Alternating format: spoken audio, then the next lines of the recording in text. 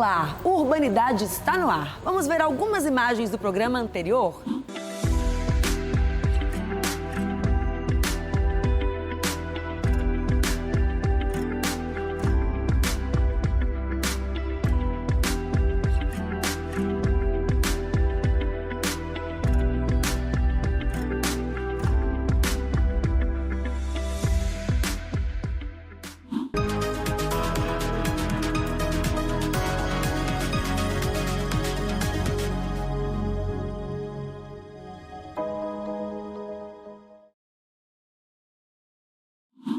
O antropólogo Roberto da Mata diz que o espaço é como o ar. Sem ele, não há vida, falta a respiração.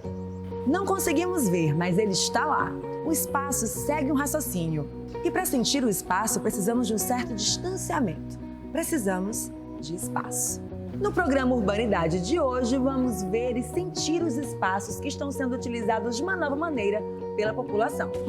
Espaços que são ressignificados. Vamos conhecer quem transformou o espaço inativo em festa e plantação nas chamadas hortas sociais. Vamos conversar com Peter Kunston, estudioso do futuro, para tentar compreender como será o futuro das cidades. E para começar, vamos observar quem vem pensando em ter no espaço objetos úteis e bonitos espalhados em nossa cidade. Lixeiras, bancos de praça, parquinhos ao ar livre, esculturas. Tudo isso faz parte do mobiliário urbano. São estruturas ou equipamentos que nos deixam mais confortáveis e nos trazem maior bem-estar dentro do espaço urbano.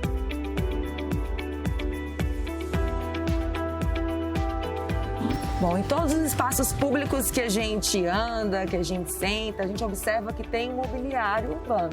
E a Camila Bandeira vai bater um papo com a gente, vai explicar também qual a importância desse mobiliário urbano no nosso dia a dia, né, Camila? Bom, o mobiliário urbano a gente pode considerar que ele é qualquer objeto disposto no espaço público e esse objeto ele pode ter utilidade ou não. Por exemplo, ele pode ser um banco onde nós estamos sentadas, postes, quiosques, mas também pode ser uma escultura, como o caso da estátua de Iracema, a estátua de Messejana. Então, são objetos que estão dispostos no espaço público. Por que esse mobiliário urbano ele é tão importante? Você acha que ele tem a capacidade de atrair, por exemplo, as pessoas para aquele lugar? Muita capacidade, né? A disposição e a colocação correta e o projeto correto de um mobiliário urbano, ele tem a capacidade sim de atrair as pessoas para o local, de dar novos usos ao local, por exemplo, no caso das academias ao ar livre, aos bancos na Praça do Ferreira. Você não consegue imaginar a Praça do Ferreira sem aquela quantidade de bancos e pessoas usando e usufruindo do espaço e daquele ir e vir de pessoas. É muito importante que dentro de um projeto urbano a gente consiga visualizar a correta disposição desse mobiliário, assim como também disponibilizar mobiliário adequado para, por exemplo, a guarda de bicicletas, que são os bicicletários. Um dos grandes fatores que às vezes não atrai o ciclista ou que dificulta o uso da bicicleta é você chegar a um determinado destino e não ter onde guardar a bicicleta. Então é importante que exista um mobiliário adequado, um bicicletário que dê segurança para que a bicicleta seja guardada, que de preferência esteja na sombra.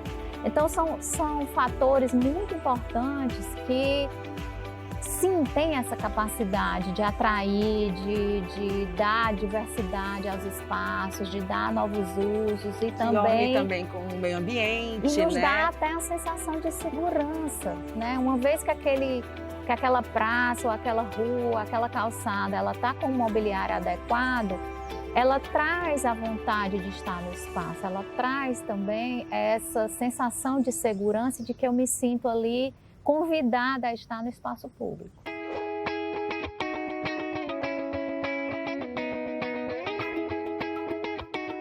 O mobiliário urbano ele é tão importante que às vezes a gente nem percebe. Por exemplo, você já imaginou aí na sua pracinha da sua região um lugar sem os bancos, sem o playground das crianças? Além de trazer todo esse conforto, o mobiliário urbano também traz a história daquele lugar.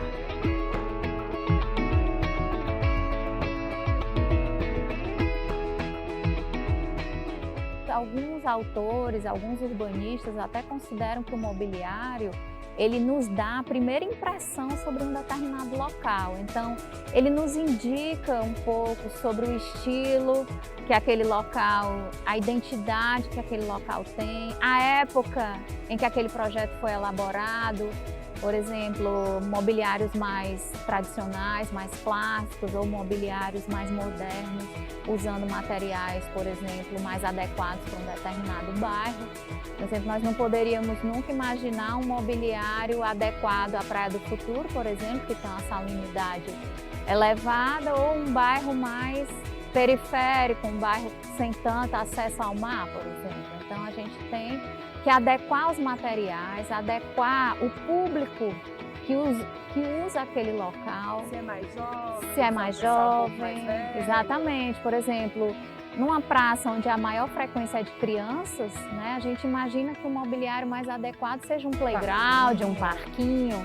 Mas num bairro onde a população é mais idosa, talvez mesas de xadrez, academias ao ar livre, locais para contemplação, bancos. Quando eu era mais novo, né, sempre eu vinha para a praça, sentava no banco da praça, tem a história do pipoqueiro, né, tem a história do parquinho das crianças, né, e eu brincava muito. Inclusive agora, né, que eu moro aqui nesse bairro e venho muito para aqui, amo a praça, e agora que realmente a praça vai estar muito bonita, tem os bancos, tem a academia, tem o parquinho das crianças. Para o dia a dia da gente, muitas pessoas vêm a trabalho e outras vêm mesmo a lazer ou fazer uma compra, e você tem a possibilidade de sentar, de ver as pessoas passando, usufruir de uma sombra, que a gente está aqui agora no intervalo da nossa aula.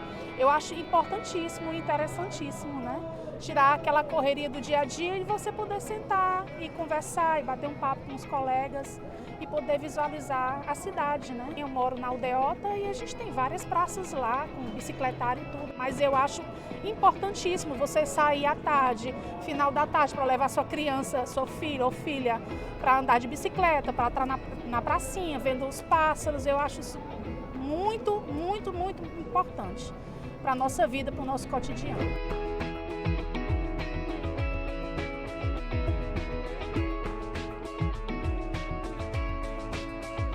Também é importante que o mobiliário, ao ser disposto numa determinada comunidade, em qualquer local, ele também esteja adequado às necessidades daquela população.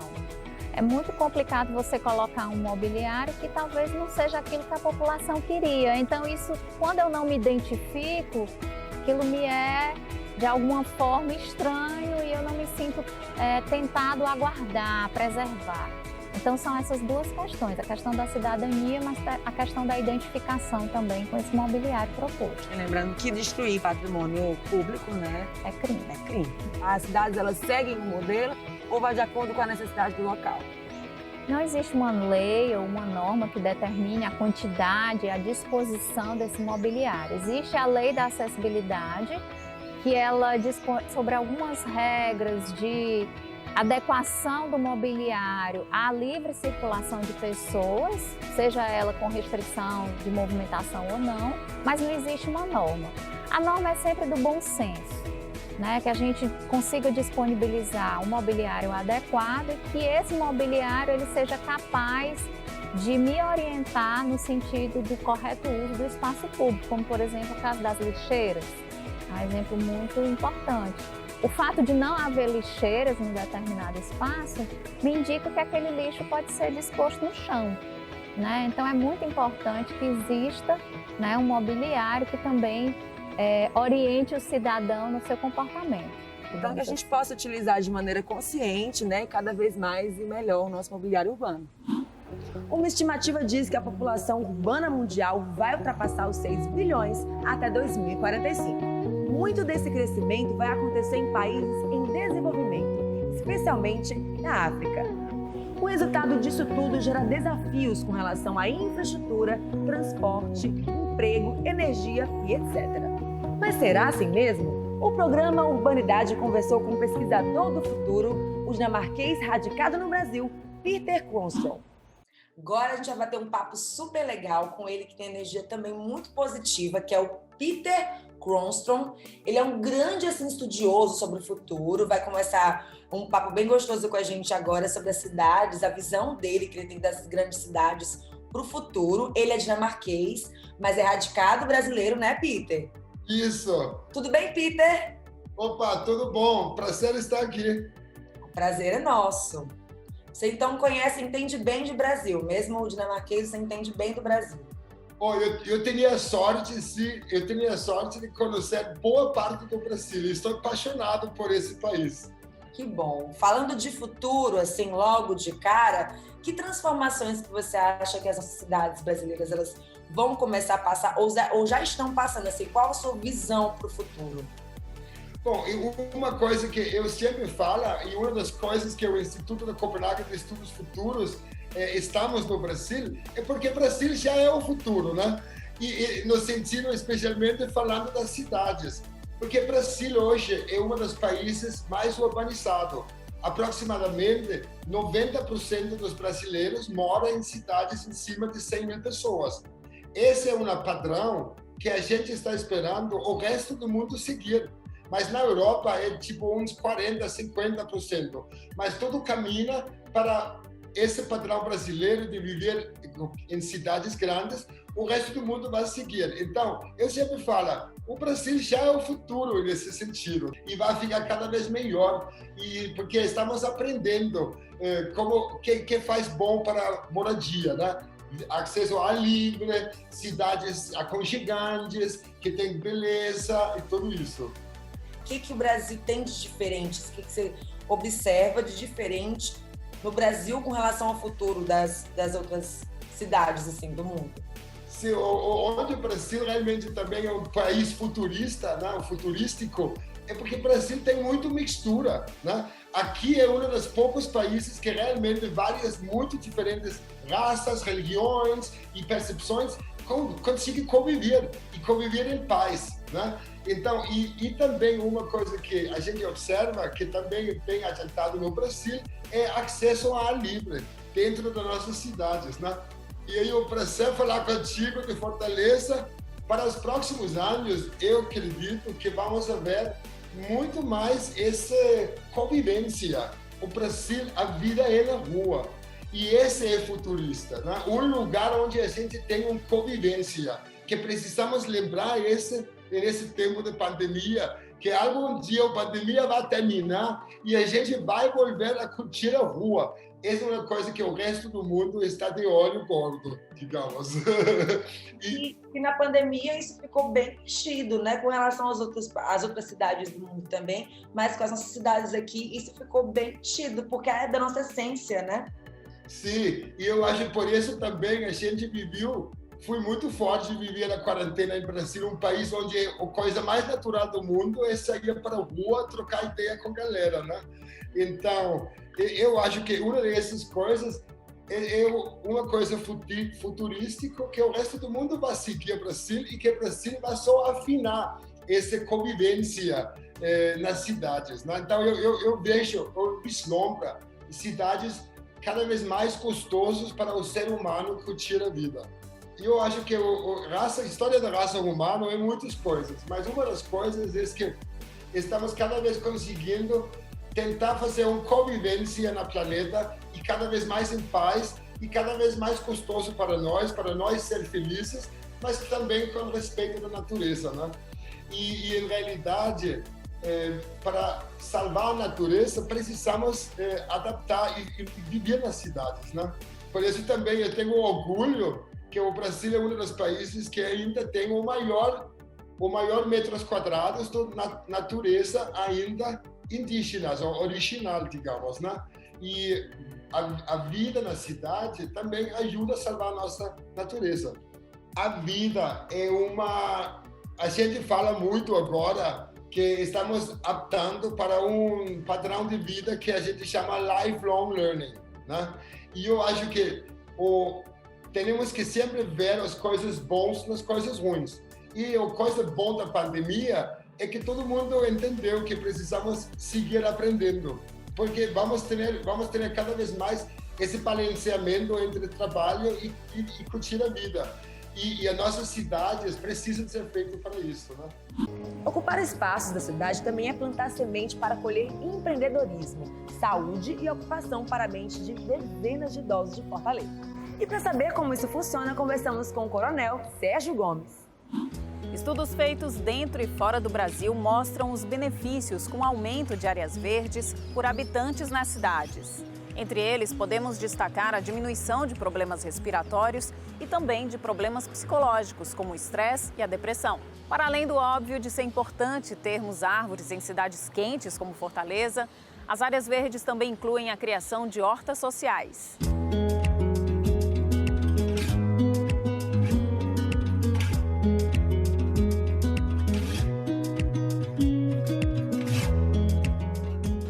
Aqui com o Coronel Sérgio Gomes, ele tem um projeto de hortas sociais e vai falar para a gente sobre esse projeto, né? O que te motivou a criar, a trazer essa ideia para Fortaleza? Tudo bem, Marina. Na realidade, em 2014, nós tivemos a oportunidade de conhecer um projeto em escala comercial em Santa Catarina, que trabalhava com estufas. E aquilo me impressionou muito, e como eu já trabalhava há muitos anos com idosos, eu pensei, por que não levar essa visão diferente, empreendedora, para a agricultura e criar uma agricultura social urbana que possa atender famílias de idosos vulneráveis na minha cidade. Então, como perfil, nós escolhemos áreas de baixo IDH e a partir da escolha dessas áreas, a gente começou a cadastrar famílias. Concluímos essa parte de estudo com a contratação de agrônomos, técnicos, e daí surgiu o modelo ideal, que seria uma agricultura não de chão, não orgânica integralmente, mas semi-orgânica, suspensa por conta da ergonomia para a pessoa idosa, para ela não ter que se baixar. E a gente achou esse modelo ideal, um modelo de estufa, com irrigação automatizada, com muita economia de água. E o mais interessante, usando áreas da cidade, do poder público, que estavam em situação de extrema, mas de extremo abandono. Então, daí surgiu a ideia e a gente migrou para a Regional 5, nos bairros Conjunto Ceará e Granja Portugal.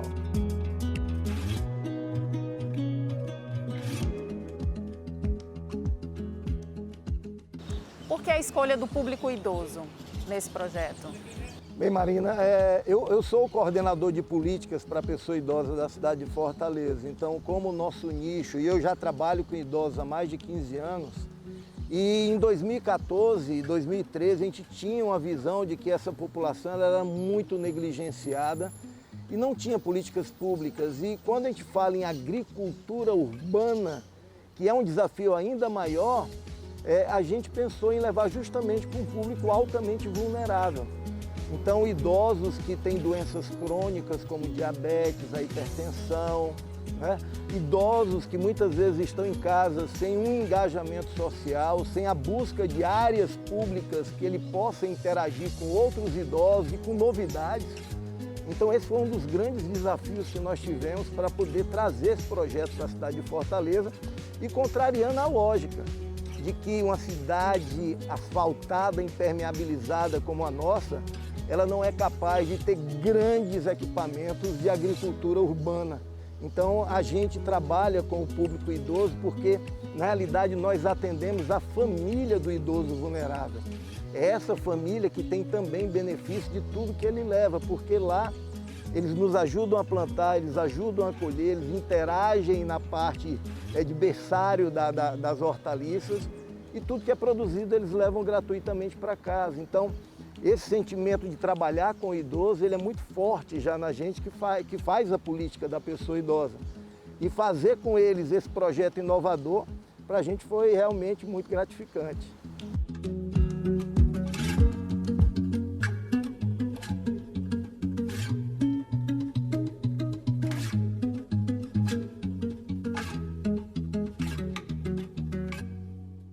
Fala então dessa questão da transformação social, né, que essa iniciativa traz para esses bairros. Esse projeto é um projeto que impacta, né? A gente está impactando na vida de várias famílias de áreas que muitas vezes não tinham nem o que comer direito. Então muita gente pode pensar é pouco. Você dá um coentro, dá um alface, uma couve, um tomate cereja, um pimentão, uma pimenta de cheiro. Mas aí a gente começa a ver os diferenciais, os valores que se agregam. A inclusão social, colheita com 800, 900 idosos. Você tem a integração social, idosos que passam aí para o equipamento de manhã cedo ou no final da tarde para rezar o texto, para conversar com amigas, para interagir na manutenção da hortaliça. E a gente já tem muitos idosos produzindo. Hoje eu tenho, em 2 estufas do Conjunto Ceará, mais a da Granja Portugal, são quase 4.000 famílias inscritas. Então essas famílias estão levando esse conhecimento para lá. O projeto existe desde 2016, né? De lá para cá, já aconteceu de sobrar alimento e o que vocês fazem, né, com esses alimentos, caso sobrem? Na realidade, a única situação em que nós tivemos essa possibilidade foi agora na pandemia. Porque tudo que a gente produz e colhe, os idosos colhem com a gente e levavam para casa.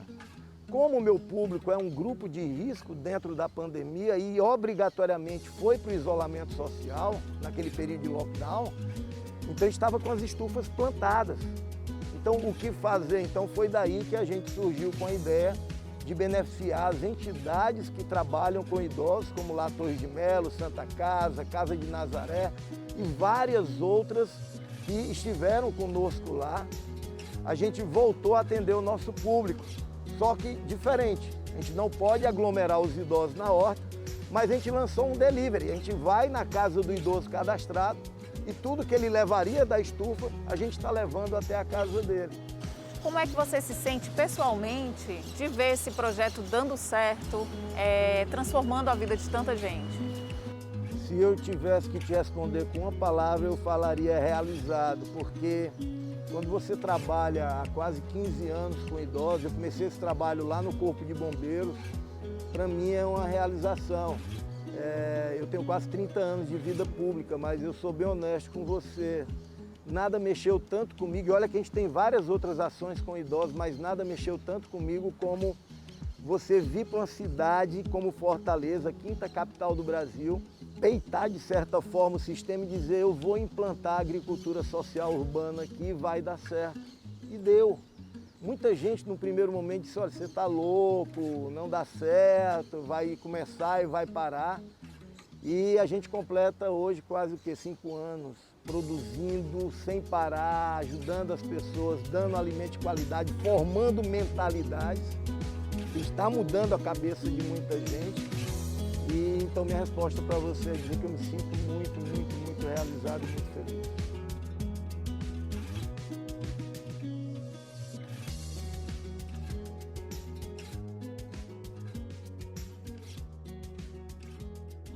O arquiteto francês Le Corbusier dizia que espaço, luz e ordem. Essas são as coisas de que os homens precisam tanto quanto precisam de pão ou de lugar para dormir. Que você possa encontrar o seu espaço e compartilhar com outras pessoas que vivem aqui na cidade. O programa Urbanidade terminou. Nos encontramos em breve aqui na TV Diário.